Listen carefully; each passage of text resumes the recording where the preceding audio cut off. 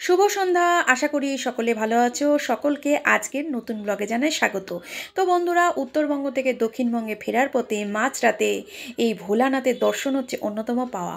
সম্ভবত কাটা খেলা ছিল, তো সেই রাতে দর্শন পেয়েছিলাম। আর অন্যতম পাওয়া হচ্ছে নিউ কোচবিহার স্টেশনটা তোমাদেরকে ঘুরিয়ে দেখাবো। তো বন্ধুরা, কেউ ভিডিওটা স্কিপ করবে না, সকলের ভালো লাগবে। চলো ব্লগটা স্টার্ট করি। সুপ্রভাত। প্রত্যেক দিনের মতো আজকেও একটা নতুন সকালে সকলকে জানাই শুভেচ্ছা এবং গুড মর্নিং। তো বন্ধুরা, একদম সকাল বাজে 7টা আর সূর্য কিছুটা উদয় হয়েছে। হালকা মেঘলা, হালকা গরম, সমস্ত মিলেমিশিয়ে আজকে সকালের ওয়েদারটা একদম অন্যরকম। আর সকালে একটুখানি নিচতলায় হাঁটলাম। তো ঘরে যাওয়া যাক, বাকি কি করি সারাদিন দেখতে থাকো।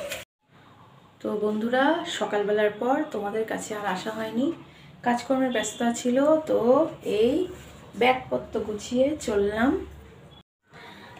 তো আমি ঘরটা থেকে কত রিলস বানাই, কত শর্ট করি, কয়টা দিন বিরতি, আবার এই কোয়ার্টারে ফিরব যখন, তখন তোমাদের সুন্দর সুন্দর শর্টস কিংবা ব্লগ সমস্ত কিছু আমার উপহার দেব। তো মানুষ যেখানে থাকে, মানুষের সেখানে একটা টান তৈরি হয়ে যায়। বেসিক্যালি একটা জিনিস মনে রাখবে, প্রত্যেকটা মেয়ের এই সমাজ ব্যবস্থায় নিজেদের বাড়ি বলে কিন্তু খুব একটা থাকে না। ফিনান্সিয়ালি যারা সাপোর্ট, আজকাল হয়তো অনেক মেয়ে নিজের পায়ে দাঁড়াচ্ছে, সেই জন্য তারা নিজেদের একটা বাসস্থান, মাথা গোজার ঠাঁই তৈরি করতে পারছে, এবং সেই সমস্ত মেয়েদের আমি স্যালুট জানাই। তো যাই হোক, কোয়ার্টারে কটা দিন ছিলাম, আবার রীতিমতো এসে রিলস সব তোমাদেরকে উপহার দেব। মানুষ যেখানেই থাকে সেখানে একটা মায়া তৈরি হয়ে যায়। তো বন্ধুরা, আর লেট করব না, তোমাদেরকে আজকে একটা খুব সুন্দর জায়গায় নিয়ে যাব। তো তোমরা আমার সাথে থাকো, ব্লগটা দেখতে থাকো। আর ফুল গাছগুলো জল দিয়েছি, জানি না যা রোদের টেম্পারেচার, যাই হোক যতটা ভালো রাখা যায় চেষ্টা করব। এরাও সাথে সাথে কয়টা দিনের জন্য আমার থেকে একটু দূরে থাক। তো বন্ধুরা, চলো ঘরে যাওয়া যাক। টাইম অলরেডি হয়ে গেছে। চারিদিকে উত্তরবঙ্গে যেহেতু ভোটের প্রচার অলরেডি শুরু হয়ে গেছে, তো বেশি লেট করা যাবে না, আগাম অবশ্যই যেতে হবে। তো দেখতে থাকো। রাস্তায় অনেকক্ষণ দাঁড়িয়েছিলাম বাসের জন্য, তো দেখলাম বাস আসছে না, সেই জন্য অটোই ভরসা। তো অটোতে উঠে পড়লাম। আর এই প্রসঙ্গে একটা কথা বলি, দক্ষিণবঙ্গে যেমন এসবিএসটিসির বাস, দক্ষিণবঙ্গ রাষ্ট্রীয় পরিবহন সংস্থার প্রচুর বাস অ্যাভেলেবেল, ঠিক একই রকমভাবে উত্তরবঙ্গে হচ্ছে এনবিএসটিসির বাস প্রচুর, সরকারি বাস প্রচুর পাওয়া যায় এবং প্রচণ্ড পরিমাণে খুব ভালো সার্ভিস দেয়। তো রাস্তা দিয়ে যাওয়ার পথে পড়লো হচ্ছে তিস্তা তোরসার, হচ্ছে এটা তোরসা ব্রিজ। অনেকে হয়তো জানো না, উত্তরবঙ্গে এই তোরসা নদীটা পাস করছে এবং এখান দিয়েই আমাদের যেতে হয় নিউ কোচবিহার স্টেশন। দেখো খুব সুন্দর রাস্তা, উত্তরবঙ্গের রাস্তাগুলো কিন্তু অপূর্ব সুন্দর, একদম হাইওয়ে। তোমাদের আগে একবার বলা হয়েছিল রংপুর রোড এই রাস্তাগুলো। তো বন্ধুরা, কিছুটা পথ আসার পরে অনেক গল্প হলো। এইবার বলি, এইটা হচ্ছে রাজবাড়ির এলাকা। তোমাদেরকে একদিন কোচবিহারের রাজার শহর রাজবাড়িতে ঘোরাবো, সেদিন পুরোটা বিশ্লেষণ করে বলবো। তো আজকে যেহেতু নামিনি, পুরো রাজবাড়ির সামনে দেখো কি সুন্দর অনেক কেনাকাটার জিনিস, খাবার জিনিস সমস্ত কিছু বসে। আর সত্যি কথা বলতে কি, একদম পুরনো শহর, তো পুরনো ঐতিহ্য প্রচণ্ড পরিমাণে টানে। তো বন্ধুরা, এই হচ্ছে সেই রাষ্ট্রীয় পরিবহন সংস্থা। এখান থেকে তোমার হচ্ছে কৃষ্ণনগর হোক, রানাঘাট হোক, আমাদের দক্ষিণবঙ্গের সমস্ত কিছু যাতায়াতের, মানে ট্রেন ছাড়াও এটা হচ্ছে একটা অন্যতম পথ। তো বন্ধুরা, গল্প করতে করতে চলে আসলাম নিউ কোচবিহার স্টেশনটা এমনি খুব সুন্দর, ঝকঝকে তকতকে আর পুরনো ঐতিহ্যের পুরো একদম ভরপুর যাকে বলে। আর এটা হচ্ছে অনেক রকম স্ট্যাচু রয়েছে। আর একটা জিনিস দেখাচ্ছি, তোমরা লক্ষ্য করবে কি না, একটা পুরনো আমলের যে রেলগাড়ি কীরকম ছিল তার একটা সিম্বল রয়েছে। তো চারিদিকে প্রচণ্ড রোদ ছিল, ভোটের হাওয়া, রাস্তায় প্রচণ্ড ভিড়ও ছিল। তো অনেকক্ষণ দাঁড়ালাম, একটু ভিডিও করলাম। তো ভাবলাম তোমাদেরকে দেখি আজকে খুব ভালোভাবে চলে আসলাম নিউ কোচবিহার স্টেশন, রাজার শহর। আর এদিকে দেখো প্রচুর গাড়ি একদম পার্কিং করা, আর অন্যদিকে ভিড়ভাট্টা রয়েছে। তো চলো স্টেশনের ভেতরটা দেখাতে থাকি। তো অবশেষে বন্ধুরা বাইরের স্টেশনের একদম মেন ফ্রন্টের ছবি তুললাম, আর সাথে নিজের সেলফি। প্রচণ্ড রোদ ছিল, আর সাথে যেহেতু কয়দিন পর ভোট, সেই জন্য প্রচণ্ড পুলিশ ছিল। তো বাইরের ছবিটা খুব একটা নিতে পারলাম না। এবার ভেতরে প্রবেশ করলাম। তো ভেতরে এন্ট্রি পথে খুব সুন্দর, দেখো কি সুন্দর দেওয়াল লিখন রয়েছে, একদম আঁকিবুকি দেয়া। এটা সম্ভবত তোমরা লক্ষ্য করবে নিউ জলপাইগুড়ি স্টেশন, ফালাকাটার সমস্ত স্টেশনে একদম ডেকোরেট করা, ঝকঝকে তকতকে। আর এটা হচ্ছে এসকালেটার, যানবাহনের সুবিধা, মানে যাদের লাগেজ কোনো ব্যাপারই না।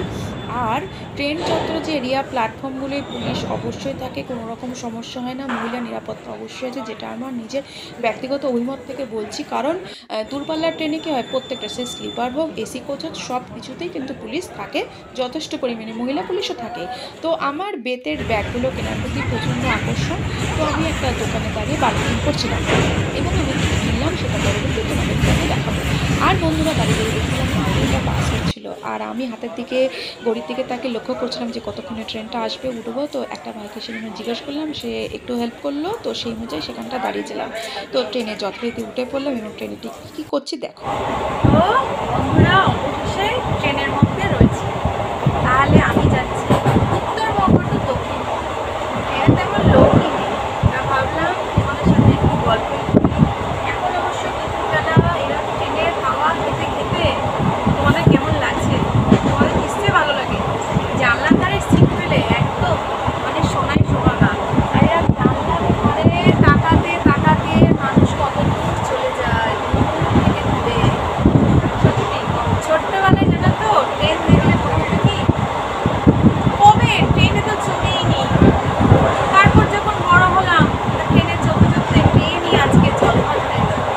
তো বন্ধুরা দুপুরবেলায় কটা বাজে, একটা দুটো, সামনে লাঞ্চ করে নাও, আমি একটু টিফিন করে নিই, আবার তোমাদের সাথে পরে গল্প করতে আসবো।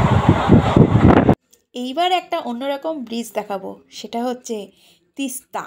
তিস্তা নদীর ওপর এরম তিস্তা ব্যারেজ। আমি যতবারই যাতায়াত করি আমার খুব মন টানে, এবং ভিডিও করি, কি জানি একবার ভিডিও করলেও মনটা না, আনন্দটা ফুরায় না। তো জানলার ধারে বসে বসে এই ভিডিওটা তুলছিলাম, আর কামরাতে একটা ছোট বাচ্চা উঠেছিল, সে কী গল্পও করছিল। তো ওদের সাথে গল্প করতে করতে কিছুটা টাইম পাস হলো। তো দুপুরবেলা খিদেই পেয়েছিল, তো কী করা যায়, তো ভাবলাম এক কাজ করা যাক, মুড়ি দিয়ে ঝাল মুড়ি একদম জবরদস্ত করে খাই। তো খেতে খেতে দেখো বেলা হয়ে গেল। সেই সকালবেলা থেকে তোমাদের সাথে গল্প করছি, দেখো বেলার দিকে কি সুন্দর সূর্য একদম অস্ত যাচ্ছে। তো এই ভিডিওটাও তুললাম, কারণ কি এত সুন্দর আবহাওয়া ছিল, ওয়েদার ছিল, গরম অতটা ছিল না, অনেকটা ঠান্ডার পরিবেশ। জানলার দিকে তাকিয়ে ভাবছিলাম, সত্যি মানুষের এইভাবে একটা দিনের পরিসমাপ্তি হয়। তো অনেক ভাবের মতো কথা বললাম। তো এইবার চলে আসলো ছোলা সেদ্ধ। এই ফার্স্ট টাইম ছোলা সেদ্ধ, খুব একটা খাওয়া হয় না, বিশেষত ট্রেনে, কারণ পেটটা ঠিক থাকবে কি থাকবে না সেটাও একটা বিষয়, অনেক সময় গ্যাস হতে পারে। তো যাই হোক, আমি সাজেস্ট করব তোমরা খেও না, কিন্তু আমার ওই যে ইচ্ছা হলো আমাকে খেতেই হবে। তো ছোলা সেদ্ধর সাথে পেঁয়াজ খেয়ে দিয়ে চলে আসলাম মালদা স্টেশন। অনেক ঘন্টা পরে, খাবার দাবার অলরেডি হজম ডাইজেস্ট হয়ে গেছে। তো মালদা স্টেশনে দেখো, রাতের মালদা স্টেশন একদম কত লোক, আর মালদায় প্রচুর লাইন থাকে, মানে দক্ষিণবঙ্গের সমস্ত দিকে যাওয়ার পথ। এই সমস্ত কিছু ঝক্কি সামলে তোমাদের সাথে গল্প করতে করতে রাত্রিবেলায় একদম নিশাচর প্রাণীর মতো পৌঁছে গেলাম নিজের শহরে। তো বন্ধুরা, এখানেও কিন্তু ব্লগটা শেষ নয়, এই স্টেশনটা একটু ঘুরিয়ে ঘুরিয়ে দেখাচ্ছি, চলে আসলাম নিজের শহরে। তো বন্ধুরা, এই ব্লগটা কেমন লাগলো জানাবে, লাইক সাবস্ক্রাইব কমেন্ট অবশ্যই করবে। আর একটা শেষ কথা, শুনলাম রাস্তায় যখন টোটোতে উঠেছিলাম, তো শুনলাম আজকে নাকি সম্ভবত কাটা খেলা। তো উত্তরবঙ্গে এরকম চল নেই, কিন্তু আমাদের দক্ষিণবঙ্গের শহরগুলিতে এই কাটা খেলা বলো, তারপরে হচ্ছে যেমন চৈত্র মাসের যা যা রিচুয়ালস হয় সব কিছু চালু আছে। তো শেষে বাবা ভোলানাথের দর্শন পেলাম, ধন্য হলাম। তো বন্ধুরা, ব্লগটা ভালো লাগলে লাইক সাবস্ক্রাইব কমেন্ট করে দিই।